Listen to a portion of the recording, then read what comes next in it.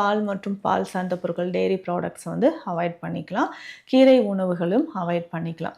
Out side food, அதிகமான இனிப்பு, எண்ணெய் தன்மை இருக்கக்கூடிய உணவுகள், இது எல்லாமே நம்ம அவாய்ட் பண்ணும்போது, கொஞ்சம் கொஞ்சமாக சிறுநீரகங்கள் நமக்கு செயல்பட ஆரம்பிக்கும். முக்கியமாக காய்கறிகள நெறைய சேர்த்துக்கலாம். அந்த காய்கறிகளும் ஒவ்வொருத்தரும் எது எது சேர்க்கணும்ன்றது இருக்குது.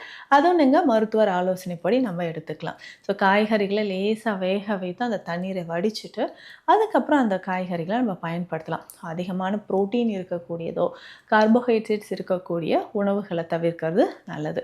இதை பொறுத்த வரைக்கும், அதாவது நம்மளுடைய கிளினிக்கில் நிறைய நபர்களுக்கு இந்த சிறுநீரகம் தொடர்பான பிரச்சனை இருக்கிறவங்களுக்கு ட்ரீட்மெண்ட் நம்ம கொடுத்துட்ருக்குறோம்.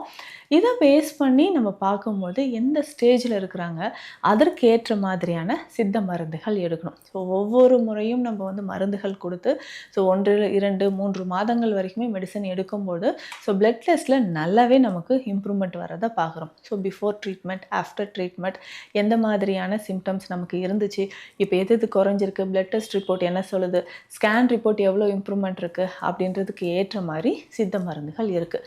பொதுவாகவே அனைத்து விதமான நோய்களுக்குமே சித்த மருத்துவத்தில் தீர்வுகள் இருக்குது.